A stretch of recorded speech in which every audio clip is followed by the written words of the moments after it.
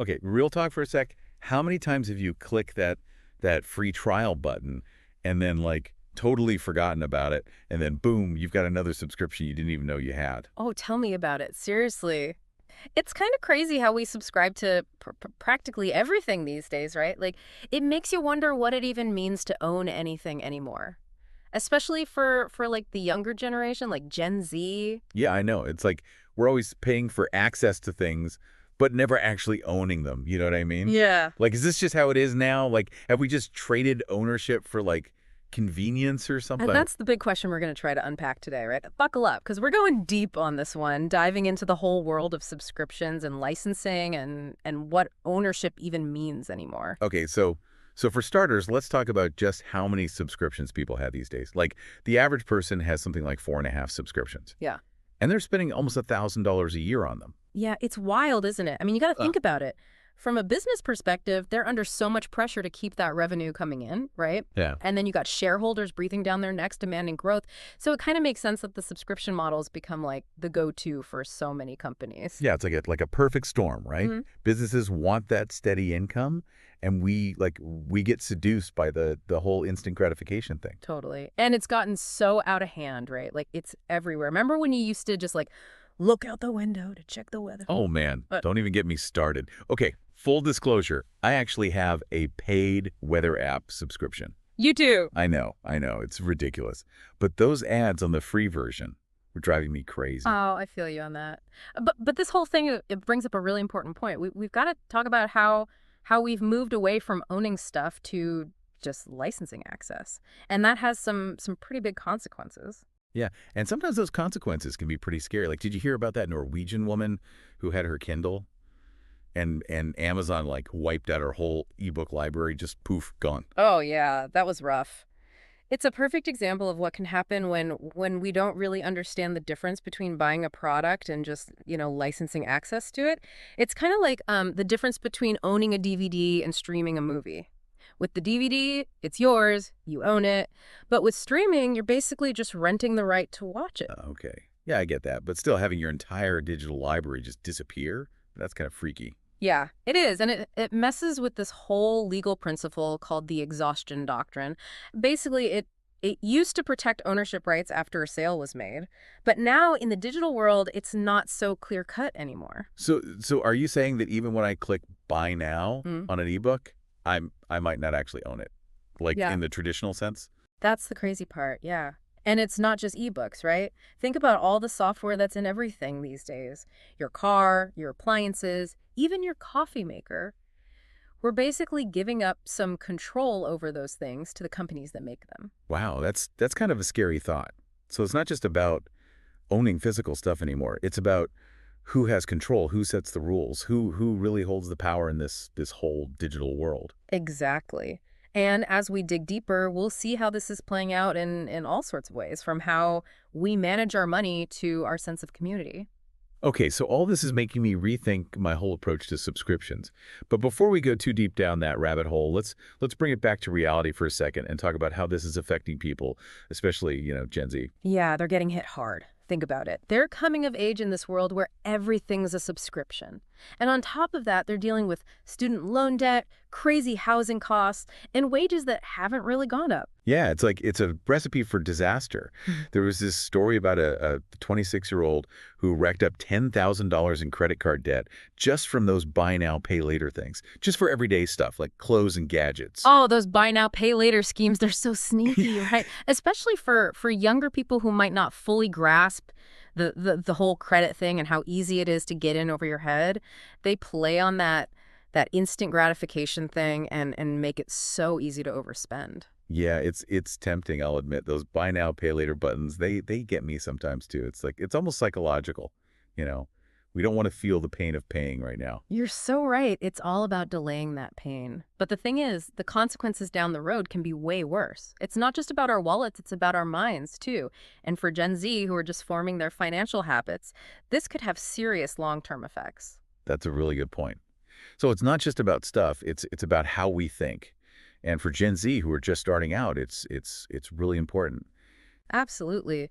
As we go on, we'll we'll dig into these psychological tricks and look at how we can make smarter choices in this world of instant gratification and delayed consequences. Welcome back. So last time we were talking about how the whole, convenience and instant gratification thing is feeding this crazy subscription explosion. And we started looking at how we're moving away from actually owning things Mhm. to just licensing access, Hmm. which, yeah, that can have some pretty unsettling consequences. Right. We were talking about how Gen Z is, facing all this while dealing with all these financial pressures. It's tough for them. Yeah, but you know what? This isn't about like freaking everyone out. It's about, giving people the knowledge they need to make smart choices in this new world we're living in. Exactly. It's about understanding how the system works, right? So you can take control of your spending, protect your data, and really shape your own future. Okay, so solutions. How do we like push back against this whole subscription overload thing? How do we get back some of that sense of ownership? Well, one thing we can do is be more mindful about our subscriptions. Do we really need all those streaming services, or are we just like holding on to them out of habit or maybe FOMO? Yeah, it's easy to get caught up in that more is better mentality, right? But sometimes less is actually more. It's like decluttering your digital life, just like you declutter your closet. I like that, yeah. And just like with, physical stuff, sometimes we got to let go of things that aren't serving us anymore. Right. So instead of just signing up for every new service that pops up, we need to like pause and ask ourselves some questions like, does this really fit with my values? Does it actually make my life better? Or is it just another thing draining my time and money? Those are great questions. And another thing we can do is look at some of the alternative ownership models that are starting to pop up. There are some companies that are letting people buy and sell digital goods, kind of like you would with physical goods, which gives us more control and flexibility. That's awesome. It would be great to have more options besides just subscribe or miss out, right? Definitely. And there's this growing right to repair movement. It's all about giving people the right to fix their own devices without voiding warranties or getting in legal trouble. It's ridiculous that we can't even replace a battery or fix a cracked screen without like jumping through all these hoops, right? Right. Totally. It's all about companies putting profits over people.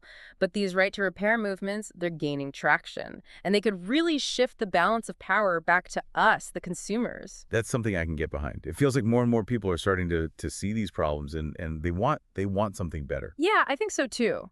And this whole conversation, it needs to go beyond just individual choices.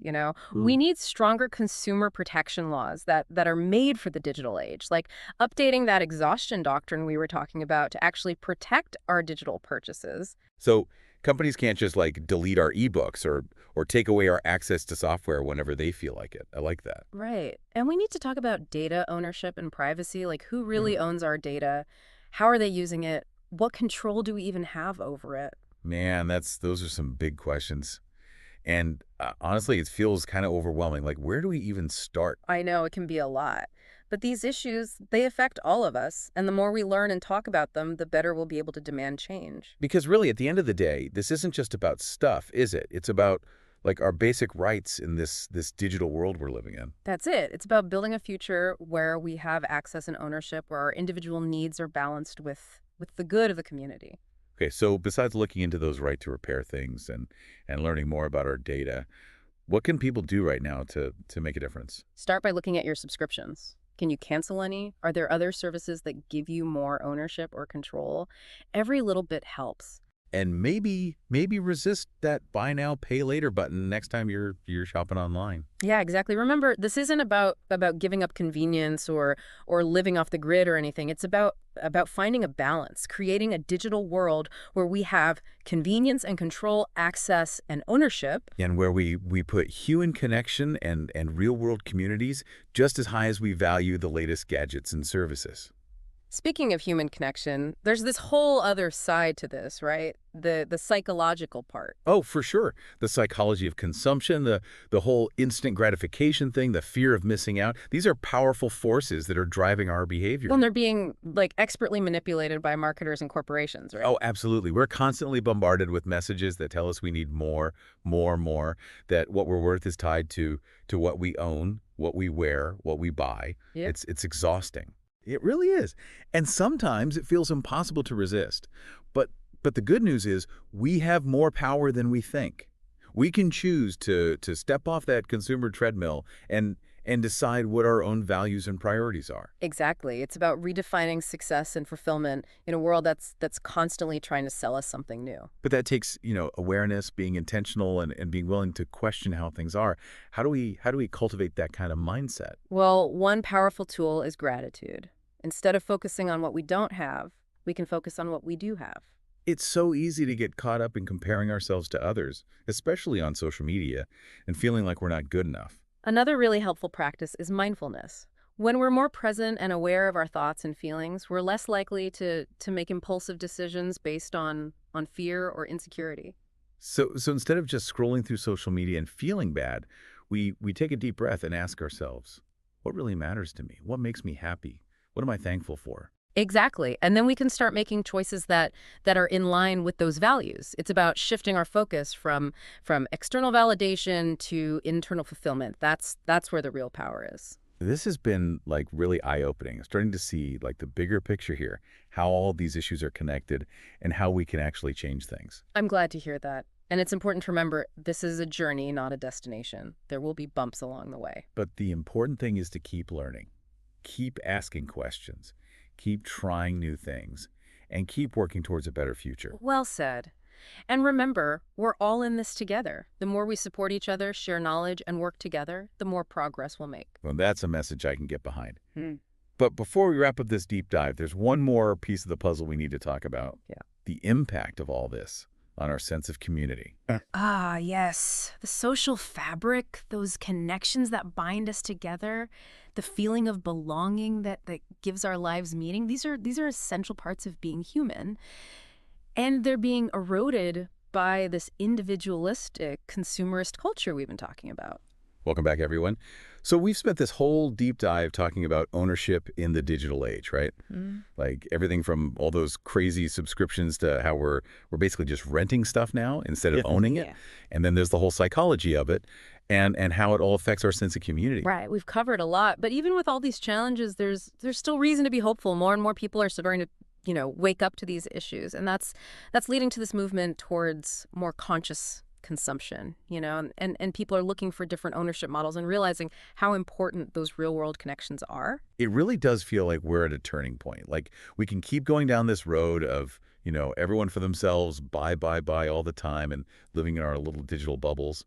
Or we can choose a different path. Exactly. We can choose a path that leads to more balance, Yeah. where things are more sustainable and we're actually connected to each other, a path where we care about how everyone's doing, not just ourselves. Yeah, but to get there, we need more than just, people making different choices on their own. We need the whole system to change, right? Absolutely. We need better laws to protect consumers, laws that actually make sense in the digital age.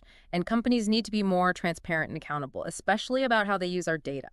And we need to educate people, right? Yeah. Like give them the information they need so they can make smart choices.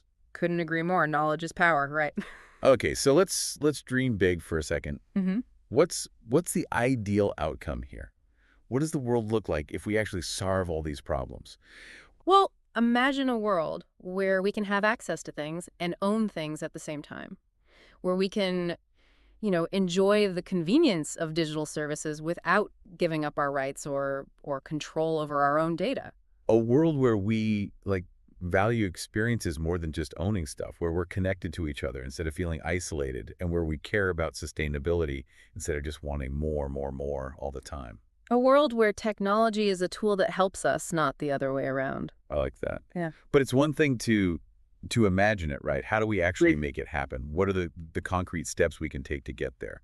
Well, it starts with each of us, right? Like making responsible choices, supporting businesses that do the right thing, and speaking up when things aren't right. So like those right to repair initiatives we talk about, supporting those is something we can do. Mm-hmm. And being more careful about what information we share online, choosing to buy from companies that are ethical. Exactly. And don't forget about just talking to people about these things, like your friends, family, coworkers. The more we talk about it, the more people will become aware and start demanding change.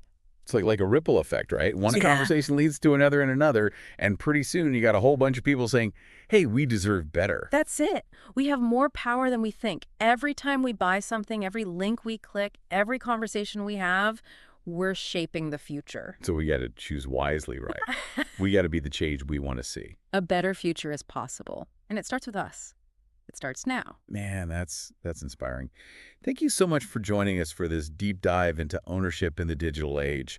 I hope this has, given you some new things to think about, challenged some of your assumptions, and inspired you to take action. It's been great exploring all this with you. It's complicated stuff, but it's important.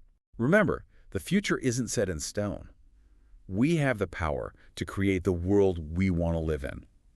A world where we have a good relationship with technology, where connection and community matter, and where we're mindful and empowered in this digital age. Couldn't have said it better myself.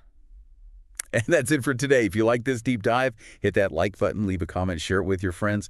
Let's keep this conversation going because together we can build a better digital future for everyone.